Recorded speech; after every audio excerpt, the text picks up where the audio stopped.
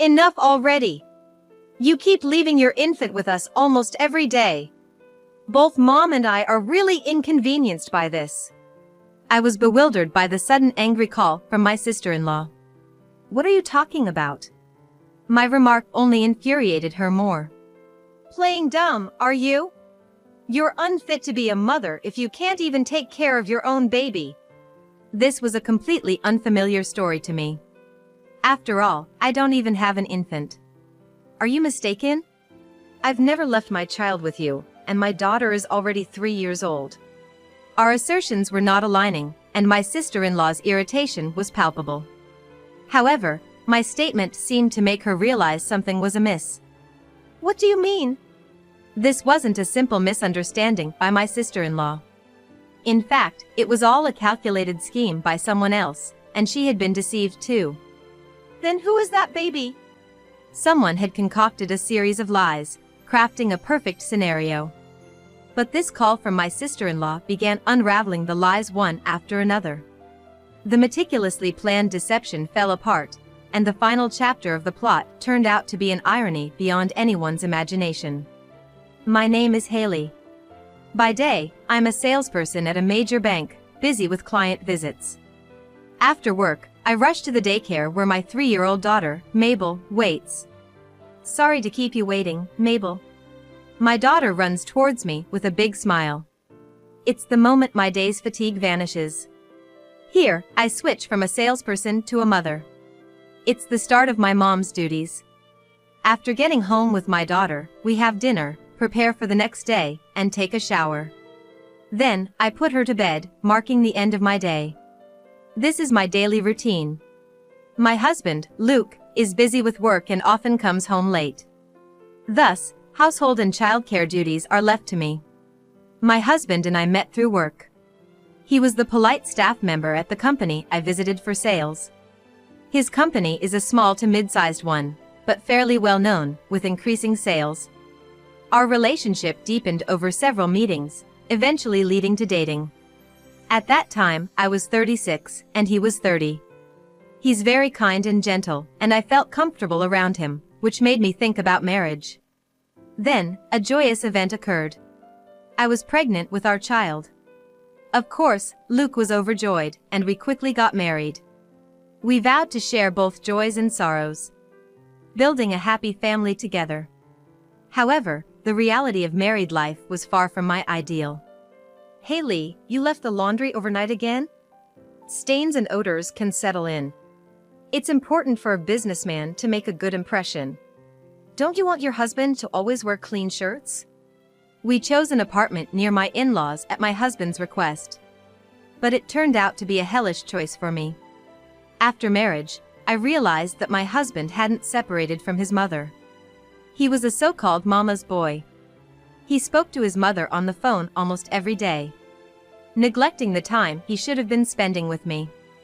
To my astonishment, most of their conversations were complaints about me. After hearing from Luke, his mother would come over early in the morning to lecture me. I'm doing the laundry now. I couldn't move last night due to severe morning sickness. I know how important it is for a businessman to be clean. I wasn't being lazy. During my pregnancy, the persistent morning sickness sometimes made me leave work early or take a day off. Then the next morning, I'd hear, how nice it must be to sleep all day while skipping work. If you're taking a day off, at least finish the household chores perfectly. Luke is working hard while you're sleeping. At least make dinner for him. I wonder why she can't understand my condition, despite having been pregnant and giving birth herself. Unable to eat properly and exhausted physically and mentally, she relentlessly pressed on me. Pregnancy isn't a sickness. Don't be so soft.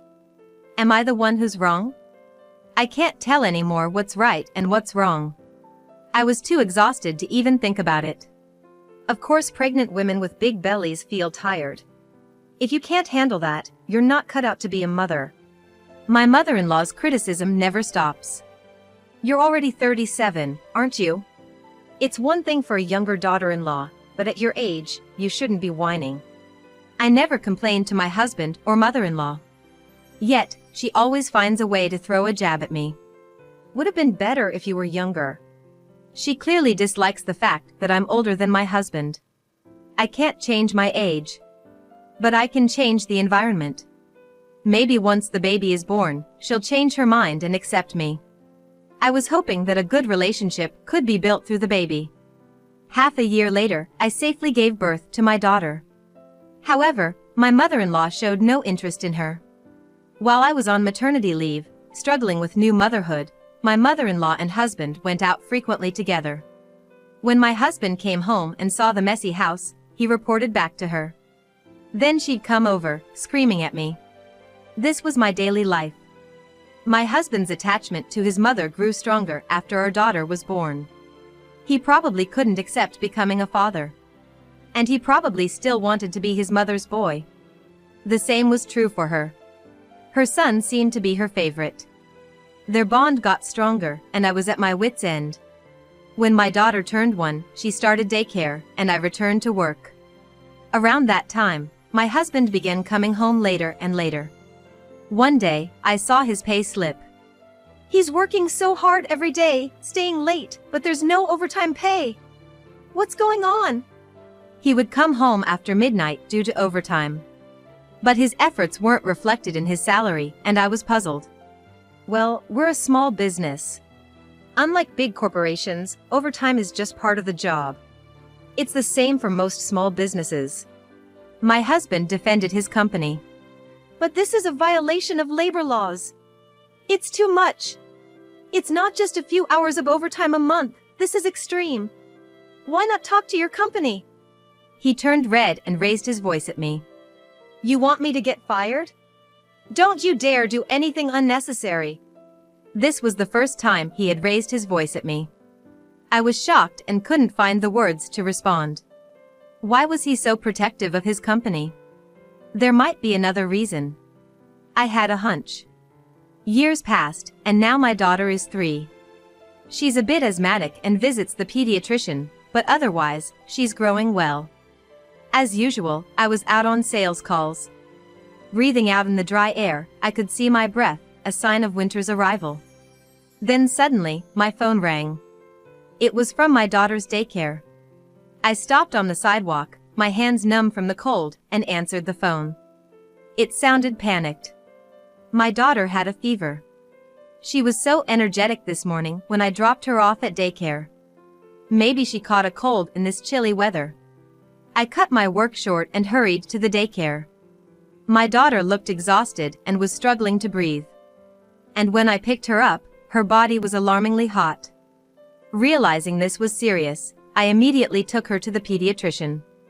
The doctor said her asthma had worsened, her blood oxygen was low, and she was in a dangerous state. She needed to be hospitalized immediately. I called my husband. Mabel's in the hospital? I can't make it, I'm swamped at work. You'll have to handle everything. But why does she have to be hospitalized? He didn't know our daughter had asthma. My husband, who never helped with childcare, didn't know anything about her. The answer was clear. He would use work as an excuse and leave it all to me. I just wanted my husband, as a father, to show some concern for our daughter, who was delirious with a high fever and struggling to breathe. As her mother, overwhelmed with worry, I wished for some support from my husband. Such a basic family picture seemed like a luxury to me. My daughter's symptoms had subsided with milk and medication, and she was sleeping. In the meantime, I hurried home to pack the necessities for her hospital stay. Then my phone rang. It was my mother-in-law. Why would she call at such a busy time? Maybe she heard about my daughter's hospitalization and wanted to help. Or was it another call filled with sarcasm? I answered the phone with trepidation. What are you thinking? Mabel's been hospitalized? And with severe asthma. She started berating me the moment I picked up. Just another call filled with sarcasm. Making your child develop asthma, it's your way of raising her that's the problem. You must be living in a filthy room, not cleaning properly. The air must be dirty too. No matter how much I tried to deny it, she didn't stop.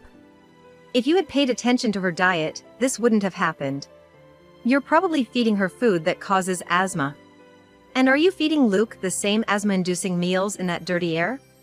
I won't let it go if something happens to Luke. I needed to head to the hospital where my daughter was waiting. I didn't have time for such pointless lectures. What did she mean by asthma meals? It's one thing to belittle people, but this is too much. I'm heading to the hospital now, so I have to go. I ended the call forcefully, sure she was fuming on the other end. But I had reached my limit. Mabel is one thing, but what does she mean by that? Does she not care if her granddaughter is suffering? Anger bubbled inside me, and my hands were shaking as I gripped my phone. I called my husband impulsively. I was about to get busy with hospital visits and home care. If he wasn't going to help, I wished he wouldn't call. I wanted him to tell his mother to stop interfering. And I wanted my husband to understand my struggles. Don't talk to me about that. Mom's right, isn't she? You've been neglecting your household duties, using work as an excuse. It's your lack of management that caused Mabel's condition. Instead of understanding, he lectured me too. I'm not neglecting anything. I might not be able to do everything, but I'm managing the basics. I had no allies. Then talking like this is just a waste of time. I was wrong to expect even a little understanding from him. I hung up, feeling hopeless. Tears wouldn't stop. I took leave from work during Mabel's hospitalization to focus on caring for her and the household. I had almost no time to rest, constantly traveling between the hospital and home. Meanwhile, Luke was still coming home late, leaving dirty laundry and trash everywhere. The table was littered with supermarket receipts and used tissues. Breakfast was left as it was. He had no intention of helping me. I cleaned up after him every day, feeling helpless. One day while cleaning at home, my mother-in-law showed up suddenly. The other day, you left the laundry hanging on the balcony and didn't bring it in. Luke's shirt was damp all night because of that. So, Luke had been bad-mouthing me again. That day I stayed overnight at the hospital and couldn't return home. Couldn't Luke have brought in the laundry himself? And the orange juice in the fridge is expired. That's Luke's favorite juice. You should manage it properly and buy fresh juice. Well, if he likes it so much, he should finish it before it expires. He can buy his own juice. Neglecting household chores because you're caring for the sick won't do. You can leave Mabel to the hospital. Luke is working hard. Don't you think about supporting your husband more? You're really a hopeless wife. I was utterly exhausted. No matter what my mother-in-law said, my heart was so numb that I felt nothing. Mabel is only 3 years old. There's only so much she can do by herself. Luke is 34. He should be able to think and act for himself. If you're still worried, why don't you take care of everything for him?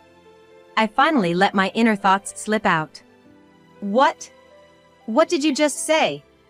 Fortunately, my voice was soft enough that my mother-in-law didn't quite catch it.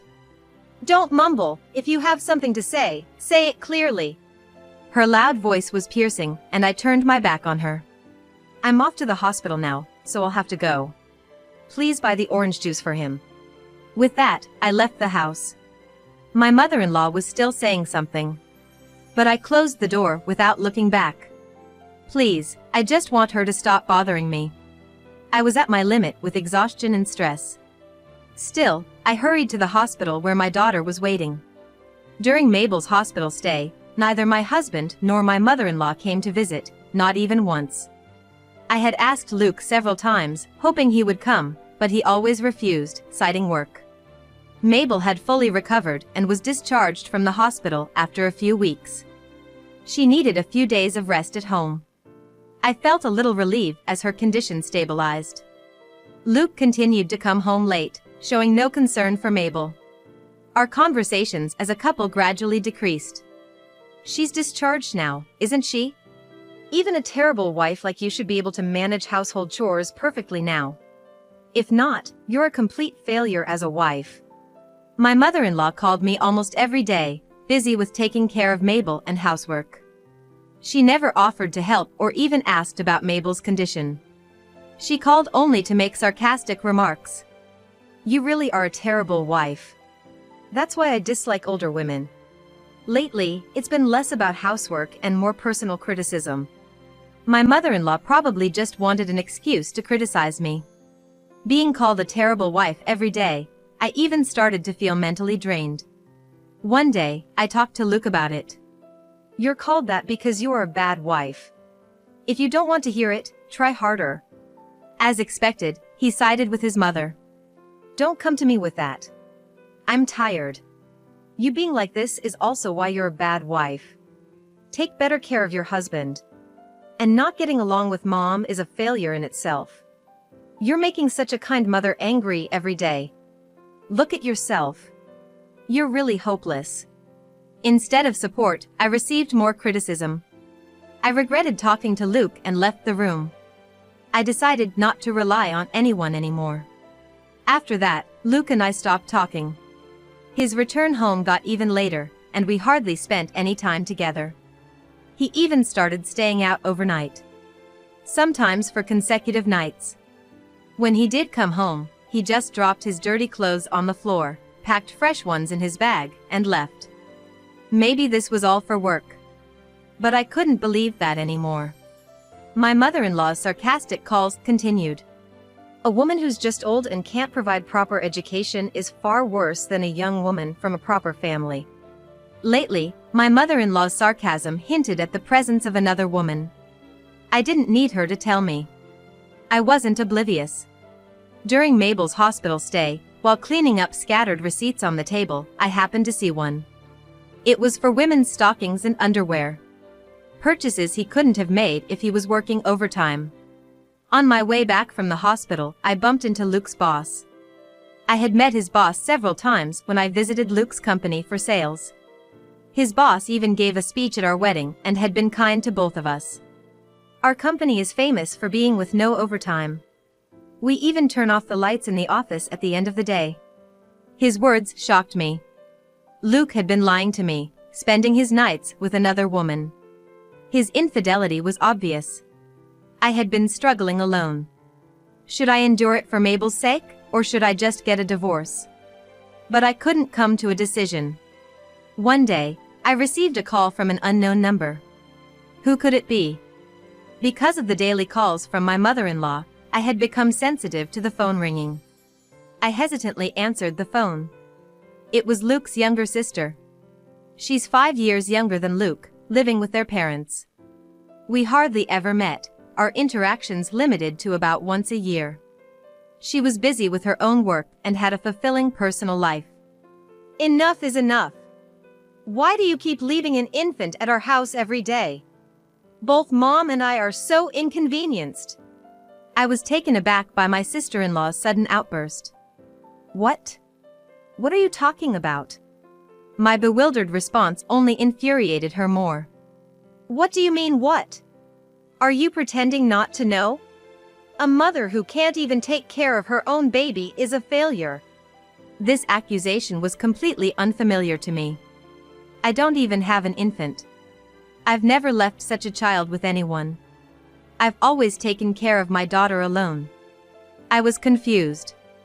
I took a moment to calm my thoughts. Aren't you mistaken? I've never left my child with you, and my daughter is already 3 years old. I don't have an infant.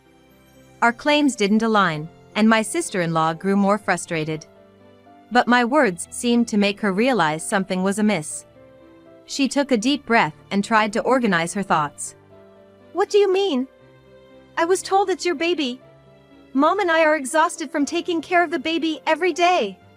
If it's not your baby, then whose baby is it? I had no idea. Who was this child that my sister-in-law and mother-in-law were looking after? I don't know, but who told you that and brought that baby to you? My sister-in-law, confused, answered. It's Luke. He brings the baby, saying Haley asked him to. I never said anything like that. And what about my mother-in-law? She should know our daughter is Mabel. Why would she accept this mysterious infant? Is there some reason they are caring for this baby? Or is their inexplicable behavior giving me a bad feeling? We should find out who this baby is. My sister-in-law on the phone agreed. A few days later, I visited my in-laws' house. Luke just brought the baby. He's here now. My sister-in-law whispered this to me quietly as she opened the front door. I nodded and entered the house silently. Laughter from Luke and my mother-in-law could be heard from the living room. They must be playing with the infant. I peeked through the door gap. Luke was cooing at the baby in a high-pitched voice, his expression eerily calm. He had never spoken to our daughter like that. I was stunned. This was really happening. I had evidence, but part of me didn't want to accept it. Luke's affair. But I couldn't look away from the reality in front of me any longer. Okay, Daddy's going to work now. Be a good baby. Luke said, standing up and walking out of the living room with a smile. Huh? Then he saw me in the hallway. His eyes widened, and his face changed color dramatically. He was speechless at the unexpected encounter. Frozen in place. Luke, what's wrong? My mother-in-law asked, approaching with the baby in her arms. And peeking out from behind Luke. Why are you here? She was shocked and seemed confused when she saw me. She desperately tried to hide the baby. So, you neglect our family and happily spend time with your mistress's baby. I had endured and turned a blind eye to Luke's infidelity until now. But with this, all the pieces fell into place.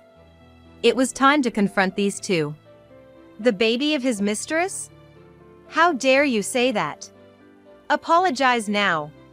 My mother-in-law retorted, taking over for my visibly nervous husband. The rude one is you. You've been mocking me all this time. There's no way you didn't know anything. Then I turned to my husband. Must have been fun to cheat with such a young woman, right? I said, scattering dozens of photos on the floor. What is this? My sister-in-law was stunned looking at the photos. All of them showed my husband with a young woman. There were photos of them entering a motel arm in arm and others of the woman holding an infant. Walking around town with the two of them. Of course, that infant was the same one they lied about, claiming it was mine and leaving at my in-laws' house. This baby, is it with your mistress? That's the worst. What are you doing? My husband was frozen like a deer in headlights. Sweat trickling down his face. No use making excuses. I've investigated everything. I shoved the investigative report from the detective agency of my husband. The woman was the daughter of a client of his, and he had been involved with her since she gave birth to the child. All his late nights at work were a lie. He finished work at his usual time and headed straight to her house. You're truly despicable. What were you planning to do from here? My husband finally spoke, trembling. The woman's pregnancy had been an unexpected situation. He had hidden the fact that he had a wife and child, so she believed he was single. When she got pregnant, she pressed for marriage, and he was at a loss. Eventually, he couldn't handle it alone and confided in my mother-in-law. At first, she was shocked and scolded him. However, she quickly took a liking to the young woman, a president's daughter, and encouraged him to divorce me and marry her instead. But he couldn't marry her immediately because he was already married. He lied about family issues and made a deal that she could leave the baby at his parents' house whenever she went out. She started leaving the baby there almost daily. My mother-in-law, fully supporting the marriage with the mistress, agreed to take care of the baby. My mother-in-law and my husband made up the lie that the baby was mine to keep it hidden from my sister-in-law. How far were you planning to go with your lies, deceiving me, your mistress, her family, and even your dear sister?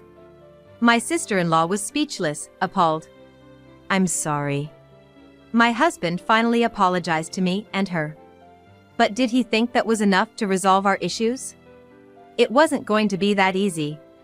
You owe an apology to more than just us. There's another family furious with you. My words made him pale. What? You don't mean? Yes, exactly that. I had already told everything to the family of his mistress. How could you lie about being single to your client's daughter?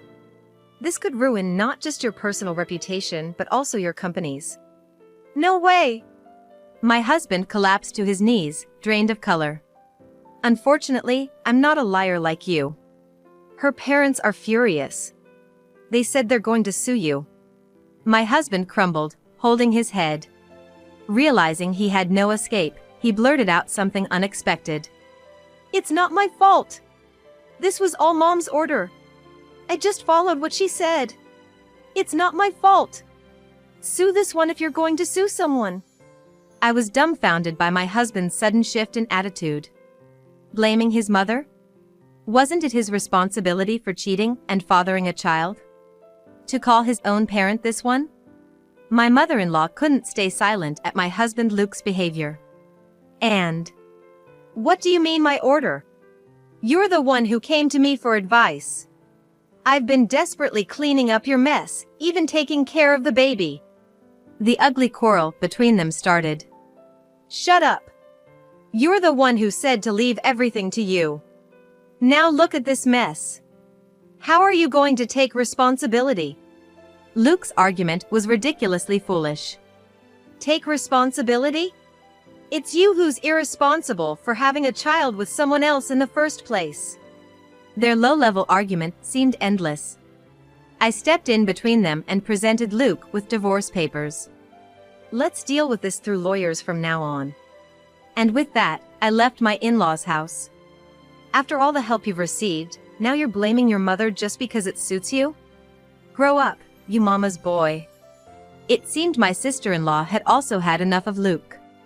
And so the battle ended. I moved on without looking back, ready to start a new life. Later on, the divorce was finalized through our lawyers. With numerous proofs of infidelity and my testimony, I could proceed with the divorce. He agreed to pay child support monthly. My daughter showed no particular emotion about her father's absence.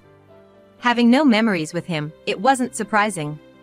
Moreover, my ex-husband was sued by his mistress.